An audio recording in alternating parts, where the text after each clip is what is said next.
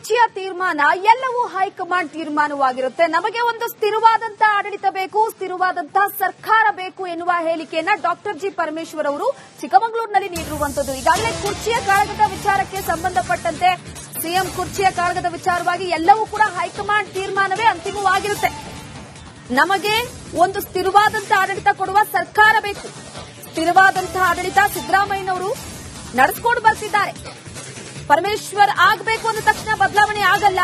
ಕೆಲ ಕಡೆ DK Shivakumar CM ಆಗಬೇಕು ಅಂತ ಹೇಳ್ತಾರೆ. ಇದೆಲ್ಲ ಕಾರ್ಯಕರ್ತರ ಅಭಿಪ್ರಾಯ ಅಂತ ಪರಮೇಶ್ವರ್ ಅವರು ಹೇಳಿಕೆಯನ್ನ ಕೊಟ್ಟಿರುವಂತದ್ದು. ಕೂಡ ಒಪ್ಕೊಳ್ತೇವೆ.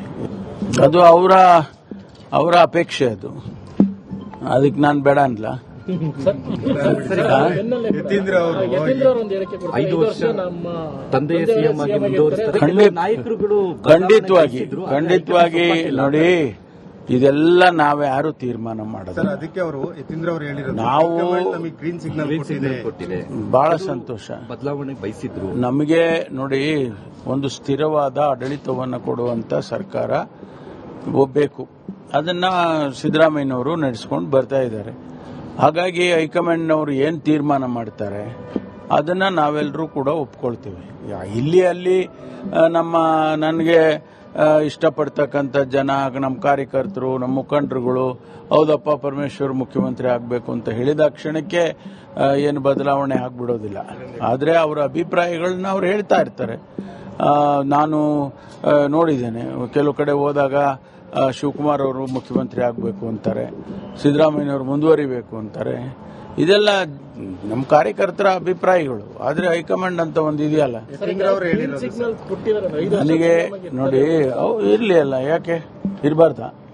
ನಿಮಗೆ ಆಸೆ ಇಲ್ವಾ ಸರ್? ಯಾರಿಗೆ? ನಿಮಗೆ ಸರ್. ನೋಡ್ರಿ, ನಾನು ಹೇಳ್ತಾ ಇದ್ದೀನಲ್ಲ, ಯಾವುದೇ ತೀರ್ಮಾನ ನಮ್ಮ ಹೈಕಮಾಂಡ್ನವರು ಮಾಡೋದು. ಅದರ ಆಯ್ತಲ್ಲ, ಮುಗೀತಲ್ಲ. ಅಲ್ಲಿ ನಿಮಗೆ ಆಸೆ ಇಲ್ವಾ ಸರ್? ಅರೆ, ಆಸೆ ಪ್ರಶ್ನೆ ಬರೋದೇ ಇಲ್ಲ. ಇಲ್ಲಿ ಹೈಕಮಾಂಡ್ ಏನ್ ತೀರ್ಮಾನ ನನ್ನ ವೈಯಕ್ತಿಕ ತೀರ್ಮಾನ ಅಲ್ಲ, ಅದು ನಮ್ಮ ಪಕ್ಷದ ಹೈಕಮಾಂಡಿನ ತೀರ್ಮಾನ. ಅವ್ರು ಏನ್ ಮಾಡ್ತಾರೋ ಅದಕ್ಕೆ ನಾವು ಭದ್ರಾಗಿರ್ತೀವಿ.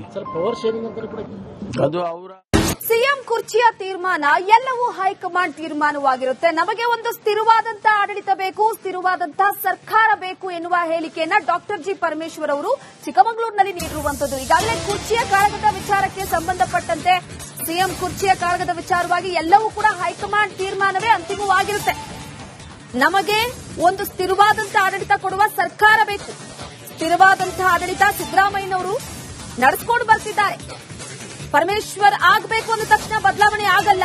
ಕೆಲ ಕಡೆ ಡಿಕೆ ಶಿವಕುಮಾರ್ ಸಿಎಂ ಆಗಬೇಕು ಅಂತ ಹೇಳ್ತಾರೆ. ಇದೆಲ್ಲ ಕಾರ್ಯಕರ್ತರ ಅಭಿಪ್ರಾಯ ಅಂತ ಪರಮೇಶ್ವರ್ ಅವರು ಹೇಳಿಕೆಯನ್ನ ಕೊಟ್ಟಿರುವಂತದ್ದು. ಕೂಡ ಒಪ್ಕೊಳ್ತೇವೆ. ಅದು ಅವರ ಅಪೇಕ್ಷೆ. ಅದಕ್ಕೆ ನಾನು ಬೇಡ ಅನ್ಲ. ಯತೀಂದ್ರ ಅವರು 5 ವರ್ಷ ನಮ್ಮ ತಂದೆಯ ಸಿಎಂ ಆಗಿ ಮುಂದುವರಿಸ್ತಾರೆ. ನಾಯಕರುಗಳು ಖಂಡಿತವಾಗಿ ನೋಡಿ, ಇದೆಲ್ಲ ನಾವ್ಯಾರು ತೀರ್ಮಾನ ಮಾಡೋದು. ಅದಕ್ಕೆ ಅವರು ಯತೀಂದ್ರ ಅವರು ಹೇಳಿರೋದು ಗ್ರೀನ್ ಸಿಗ್ನಲ್ ಕೊಟ್ಟಿದೆ.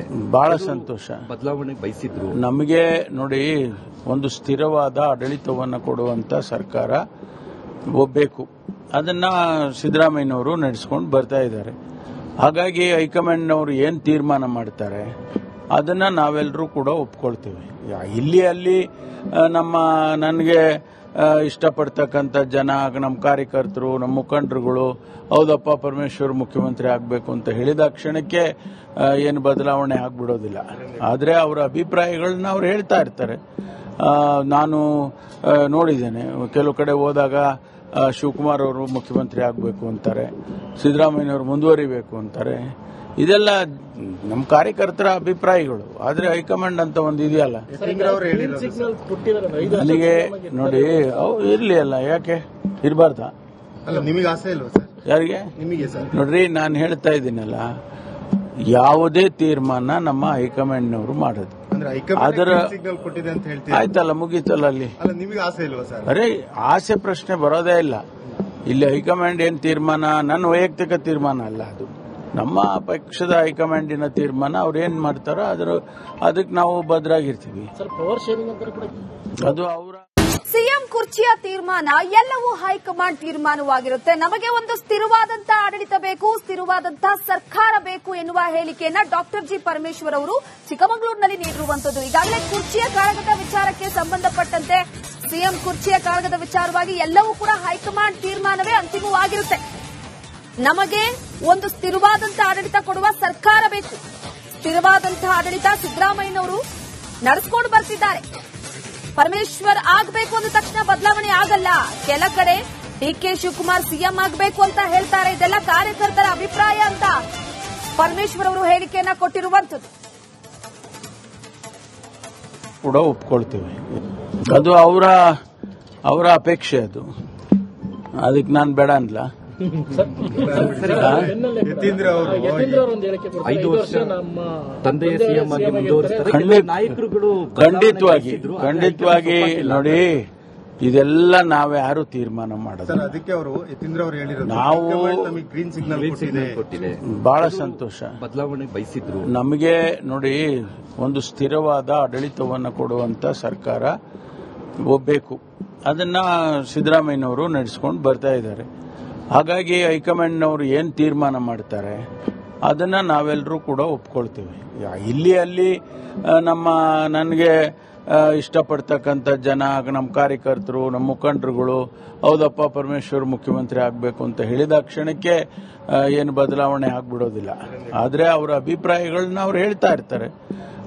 ನಾನು ನೋಡಿದ್ದೇನೆ, ಕೆಲವು ಕಡೆ ಹೋದಾಗ ಶಿವಕುಮಾರ್ ಅವರು ಮುಖ್ಯಮಂತ್ರಿ ಆಗಬೇಕು ಅಂತಾರೆ, ಸಿದ್ದರಾಮಯ್ಯನವರು ಮುಂದುವರಿಬೇಕು ಅಂತಾರೆ.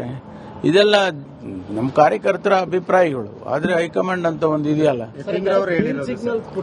ನನಗೆ ನೋಡಿ ಇರ್ಲಿ ಅಲ್ಲ, ಯಾಕೆ ಇರಬಾರ್ದ? ನಿಮಗೆ ಆಸೆ ಇಲ್ವಾ ಸರ್? ಯಾರಿಗೆ? ನಿಮಗೆ ಸರ್. ನೋಡ್ರಿ, ನಾನು ಹೇಳ್ತಾ ಇದ್ದೀನಲ್ಲ, ಯಾವುದೇ ತೀರ್ಮಾನ ನಮ್ಮ ಹೈಕಮಾಂಡ್ನವರು ಮಾಡೋದು.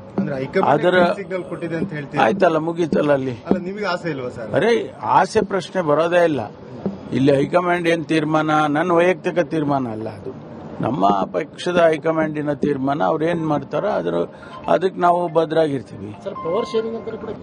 ಅದು ಅವರ ಸಿಎಂ ಕುರ್ಚಿಯ ತೀರ್ಮಾನ ಎಲ್ಲವೂ ಹೈಕಮಾಂಡ್ ತೀರ್ಮಾನವಾಗಿರುತ್ತೆ. ನಮಗೆ ಒಂದು ಸ್ಥಿರವಾದಂತಹ ಆಡಳಿತ ಬೇಕು, ಸ್ಥಿರವಾದಂತಹ ಸರ್ಕಾರ ಬೇಕು ಎನ್ನುವ ಹೇಳಿಕೆಯನ್ನ ಡಾಕ್ಟರ್ ಜಿ ಪರಮೇಶ್ವರ್ ಅವರು ಚಿಕ್ಕಮಗಳೂರಿನಲ್ಲಿ ನೀಡಿರುವಂತದ್ದು. ಈಗಾಗಲೇ ಕುರ್ಚಿಯ ಕಾಳಗದ ವಿಚಾರಕ್ಕೆ ಸಂಬಂಧಪಟ್ಟಂತೆ ಸಿಎಂ ಕುರ್ಚಿಯ ಕಾಳಗದ ವಿಚಾರವಾಗಿ ಎಲ್ಲವೂ ಕೂಡ ಹೈಕಮಾಂಡ್ ತೀರ್ಮಾನವೇ ಅಂತಿಮವಾಗಿರುತ್ತೆ. ನಮಗೆ ಒಂದು ಸ್ಥಿರವಾದಂತಹ ಆಡಳಿತ ಕೊಡುವ ಸರ್ಕಾರ ಬೇಕು. ಸ್ಥಿರವಾದಂತಹ ಆಡಳಿತ ಸಿದ್ದರಾಮಯ್ಯನವರು ನಡೆಸಿಕೊಂಡು ಬರ್ತಿದ್ದಾರೆ. ಪರಮೇಶ್ವರ್ ಆಗಬೇಕು ಅಂದ ತಕ್ಷಣ ಬದಲಾವಣೆ ಆಗಲ್ಲ. ಕೆಲ ಕಡೆ ಡಿಕೆ ಶಿವಕುಮಾರ್ ಸಿಎಂ ಆಗಬೇಕು ಅಂತ ಹೇಳ್ತಾರೆ. ಇದೆಲ್ಲ ಕಾರ್ಯಕರ್ತರ ಅಭಿಪ್ರಾಯ ಅಂತ ಪರಮೇಶ್ವರ್ ಅವರು ಹೇಳಿಕೆಯನ್ನ ಕೊಟ್ಟಿರುವಂತದ್ದು. ಕೂಡ ಒಪ್ಕೊಳ್ತೇವೆ. ಅದು ಅವರ ಅಪೇಕ್ಷೆ. ಅದಕ್ಕೆ ನಾನು ಬೇಡ ಅನ್ಲ.